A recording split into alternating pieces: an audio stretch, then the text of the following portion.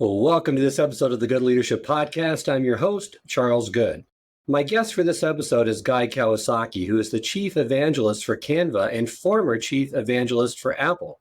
He has authored over a dozen best-selling books, and his latest best-selling book, Think Remarkable: 9 Paths to Transform Your Life and Make a Difference, will be the topic of today's episode.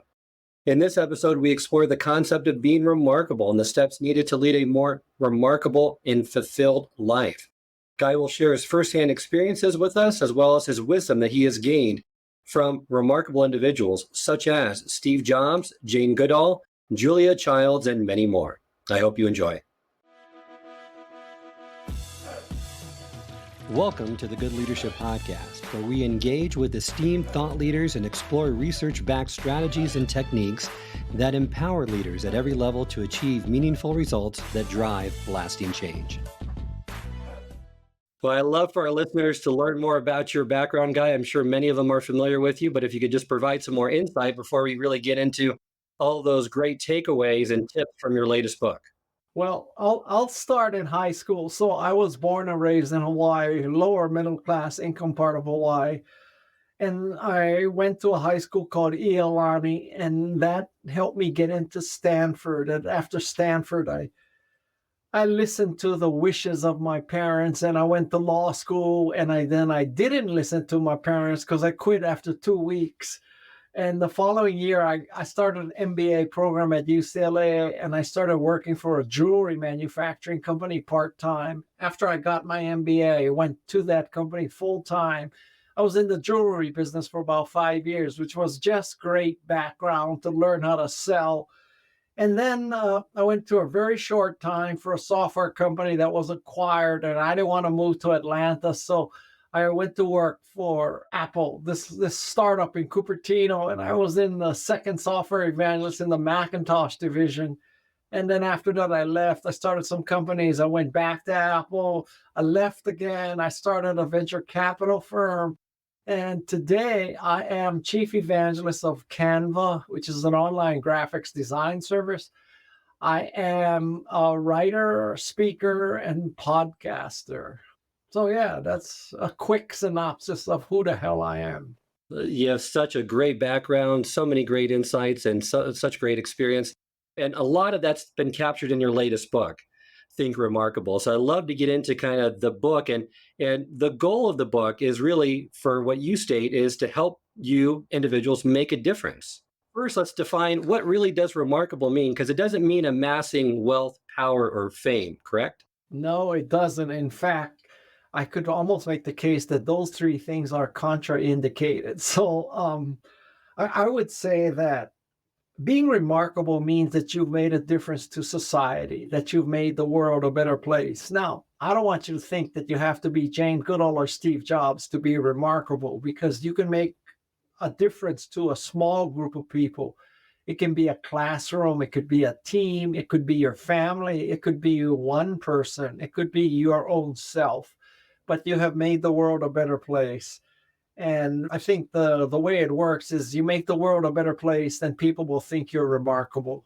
So people don't get the impression that this is a self-help book to help you reposition yourself as being remarkable. You got to do the work. You got to make a difference. And then being remarkable or being considered remarkable just flows. Great insight. The sources that you used for this book, one was all the interviews of just amazing, remarkable people through your podcast, but you also had a second source of information material for your book, correct? Well, I hope you're referring to the same thing I am, but I started working in Silicon Valley in about 1983, and I wrote the book in 2023. So that's 40 years. That's 40 years of hand-to-hand combat on the front lines of, in an operational role, not some kind of consulting role or some kind of, I don't know, BS kind of job. My ass was on the line for 40 years. Well, that firsthand experiences, you've been the chief evangelist for Apple, for Canva, worked for Google, Mercedes-Benz, started 3 companies. So that provides a wealth of experience and insights that I know helped me out as I was reading the book, and I know will help a lot of people out as well. I love how it's broken down into three parts. So you have the growth, the grit, and the grace. Why those three? There's sort of two big reasons. So, one big reason is that after interviewing about 250 remarkable people, such as Jane Goodall and Steve Wozniak, Stacey Abrams, Margaret Atwood, Angela Duckworth, Stephen Wolfram, I started to notice some patterns, and they all had a growth mindset. They all worked hard. And towards the end of their career, they decided that, it's not about them anymore. It's about paying back society. So it was obvious there were three stages. Now, at a more tactical level, I happen to love tricolons, like three things. I came, I saw, I conquered. And I love tricolons and I love alliteration. So growth, grit, and grace are tricolon with a two-letter alliteration. And maybe when I'm about to die, I'll change the subtitle or the sections to growth, grit, and grave. Or if I turn to the dark side, it will be growth, grit, and greed. There you go. There's plenty of that in this day and age. You're right. No kidding. So let's start with the first stage, the growth, the building your foundation. And it really starts with adopting a growth mindset. And Carol Dweck's work is well known, the fixed versus growth mindset. But explain to me kind of, what that means in terms of being remarkable and why that's so important. Well, remarkable people, in order to make a difference, they grow, they try new things, they do new things, they achieve more. They don't take life for granted. Certainly, life is not delivered to them on a silver platter. I mean, I can't think of an example in the book of someone who was, born into a billionaire's family or was a trust fund baby. Every one of these people had to grow and they had to change and do new things.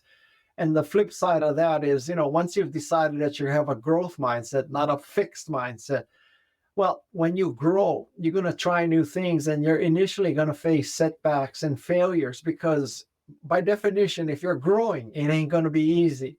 And so you need the grit mindset to persevere through all that failure. And then, like I said, towards the end of your life, it's the grace mindset where you're paying back. Well, you mentioned in the book, too, there's a story that your wife gave you this book on writing that helped you to adopt this growth mindset about your writing and make you think that you could actually be a writer that really kind of changed your trajectory in that area as well. Yeah. So I think when people start out, they have all kinds of self-doubt. And one of the ways to assuage your self-doubt is, maybe superficial and external, like I have a PhD in English, or I took this course in writing a book, or, something like that. I did neither of those two things. So I was, of course, wondering, who am I? Can I write a book? And my wife gave me this book called If You Want to Write by Brenda Hewlin. And the gist of that book is if you want to write, write. You don't need external permission, get over it. And now, many of you may not be writers, but if you have any kind of desire to do something creative, like be an entrepreneur, be a programmer, be a videographer, be a painter, be a musician, if you just want to do one of those things, do it. You don't need to have a PhD in music composition to be a musician. That's an important point to make, that don't worry about special training or anyone's permission. Do it. And by doing it, you'll get better at it. And you might find an interest becoming a passion, even though you don't like the word passion, you like interest better. But it's a great way to push those things. Now, with being remarkable, there's different paths to being remarkable. You give two examples in the book. The one path is really the long-term commitment of like a Jane Goodall, where she knew from the start, this is what she wanted. And she persevered along that course, right, long enough to become remarkable. So, yeah, that's one path. So you can grow along a path. You fall in love with animals at the age of 6, and like at 90, she's still in love with animals, still trying to make the world a better place for animals. The other path is to completely switch careers. And the example I cite is Julia Child, because up until her 30s, she was working for the OSS. The OSS is what became the CIA. So in a sense, Julia Child was a spook. and then she became a French chef. And it's not like you could say, "Oh, I'm a spook right now, but the plan is to become a French chef." I mean, that was just a growth mindset that, yeah, I'm a spook, but now I can learn how to cook. That's great. I love those two examples. Very inspiring. And I love what you say that growth is not going to occur in leaps and bounds or moments of miraculous epiphanies. It's much more likely to happen in baby steps. Part of the proof I offer is that I took up ice hockey at the age of 44, and I took up surfing at the age of 60. And you know what? That's like 34 years and 50 years too late. But when you decide that, you're interested and you love surfing or hockey, you have to have a growth mindset to do that. And then you have to have the grit mindset to embrace vulnerability and, deal with failure and setbacks. And you have a great metaphor in the book of planting acorns that's perfect for making a difference and being remarkable. And you say you must collect, prepare, plant, tend, and wait. Yeah. And that's exactly what I did. I was just in my hill the other day, and I cut down a lot of eucalyptus trees because they are very dangerous. They have shallow roots, so they fall, they catch on fire really easily and burn very hot. So, the government of California loves when you take out eucalyptus trees and make, the foothills safer. But then, you got to put something back. And I decided I would go native and put back a native species. And this is primarily coast oaks. And so I had to do research on, well, how do you repopulate oaks? And yes, you can go to the nursery and you can buy saplings and stick them in the ground. But I read that if you do that versus if you went from the acorn stage, of course, the sapling is going to have a head start, but eventually the acorn bred or the acorn generation is going to catch up. And so I started collecting acorns, and I collected hundreds of acorns, and then you put them in water, and the ones that float are dead. You throw those out. You put the ones that sink in a container covered with a piece of cloth, and you wet the cloth, and you leave it in your refrigerator for about 2 months, and then you finally plant them. I planted hundreds, and I can tell you right now, I planted hundreds, and right now I have 4 or 5 saplings. So, I mean, it's 4 or 5 probably out of 200 right now. It would be great if I could have told you back then, oh, this is the one, this is the one, this is the one, and this is the one, and this is the one. But no, you have to plant hundreds to get 5. That's a great way to plant many seeds. Don't just focus on one or two, because, like you said, you don't know which ones are going to sprout.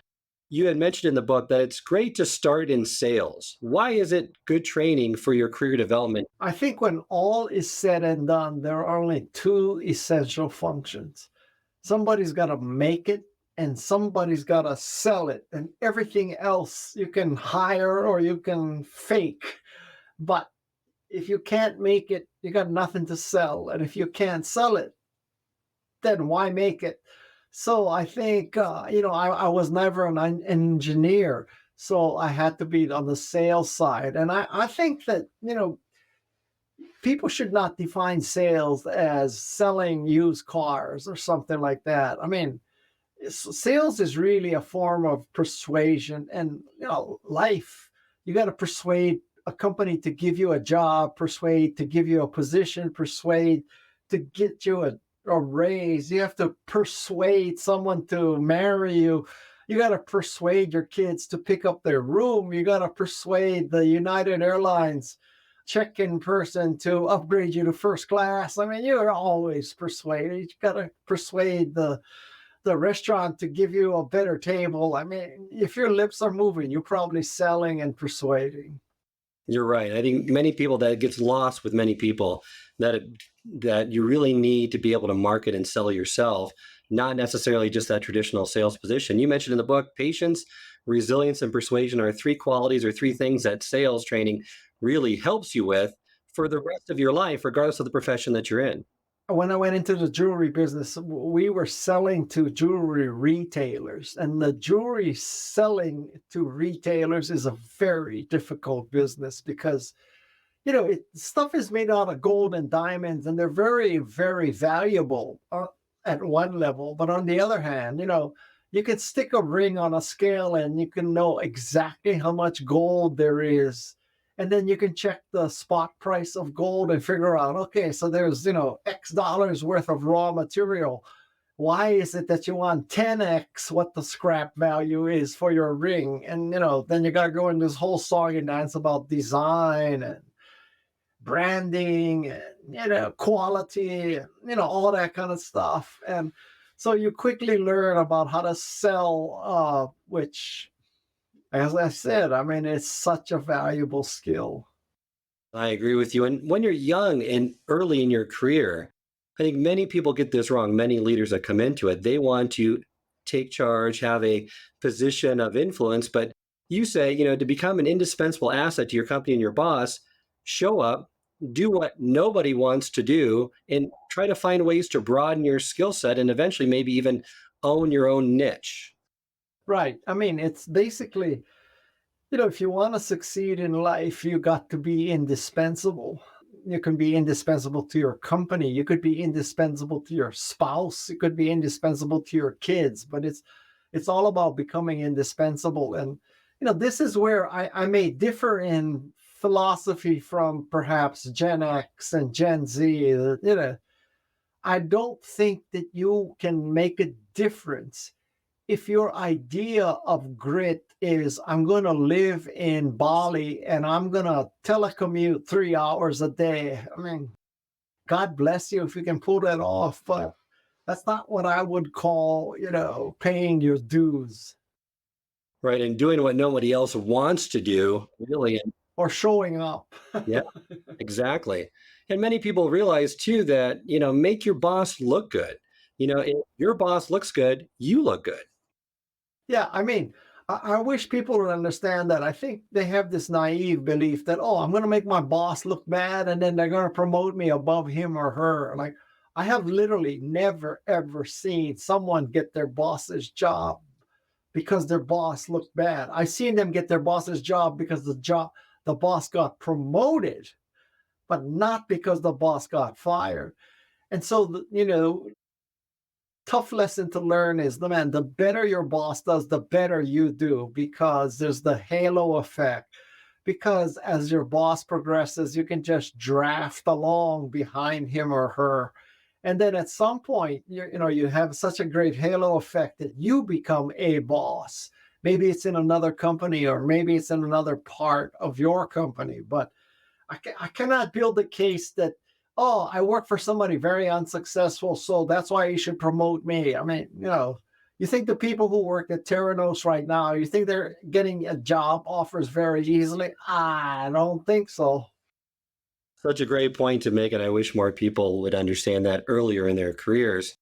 You also mentioned something surprising to me that none of your guests on your podcast followed the route of just going right, fast tracking it right to the top. They all started at entry level positions and labored for years. And it makes no difference where you begin or who assists you. What matters, and people need to remember this, is your final destination. Listen, if your idea of success is you're going to go to an Ivy League school and then you're going to go to Goldman Sachs or you're going to go to McKinsey and you have instant success, I mean, yes, I guess that's possible, especially if you're a billionaire's kid. But in general, that's just not how the world works. And God bless you if you can pull it off. But I would say that even if you did pull it off, you probably don't have the worldliness to then succeed, because you gotta learn, you gotta take your lumps, you gotta show up, you gotta get the shit beat out of you to succeed. Well, let's move to stage two, and that's all about grit, activating your aspirations. And you say grit is the most important four-letter word in the English language for someone trying to be remarkable. Yeah, absolutely. Because as I said, with growth, it comes with risk and it comes with failure. And if you're just going to give up, you're not going to be remarkable. You're not going to make a difference. Now, this is where it's easier to be the author than the reader because I'm telling you, you got to keep persevering through failure and you got to be gritty and you cannot give up, man. That's easy for me to say, well, hard for you to do, but that's what it takes. And the first part of growth was based on the work of Carol Dweck. The second part of grit is based on the work of Angela Duckworth. She wrote a book called Grit. And it's a great book. You've had her on, I think, the podcast, I think, 3 times. And you have some great insights into what people should consider going into. And that first is find where you can alleviate pain. Instead of looking at things where maybe you're interested in, look at the customer's needs first and where are they having problems or pain points. Yeah. So I think that, where there's money, excuse me, I said that wrong. Where there's pain, there's money. Where there's money, there's not necessarily pain. But anyway, so you know what? I mean, in Silicon Valley, we have this dichotomy that when you have pain, you're willing to pay to get rid of that pain. Whereas if you have just a supplement, if you're just promising, better, faster, cheaper, or like you're going to have a better life, you're going to be better looking, you're going to be lower body mass, whatever. Those are supplements. This is vitamin A, B, C, D, E, turmeric, whatever. But those are supplements. But continue to use the medical analogy. I mean, what's more valuable to you, a turmeric supplement or something that will cure your migraine headache? And I'm telling you, when you have a migraine headache, you will pay anything to get rid of the migraine headache. Whereas turmeric may have, it may reduce inflammation, but man, I pay a lot more for migraine medicine than turmeric. When some products start as vitamins, but want to turn into painkillers, because you're right, because there's a definite need to alleviate pain. And you want that painkiller, and that vitamin or supplement's just simply not going to cut it. Yeah. I hope this episode has provided you with valuable insights. If it has, I ask you to share it with someone who would also benefit from it. If you've been enjoying and gaining knowledge from this podcast, then subscribe to our YouTube channel, where you can find all the previous episodes of the podcast and additional learning resources. You can also subscribe to the podcast on Apple or Spotify and leave up to a 5-star review.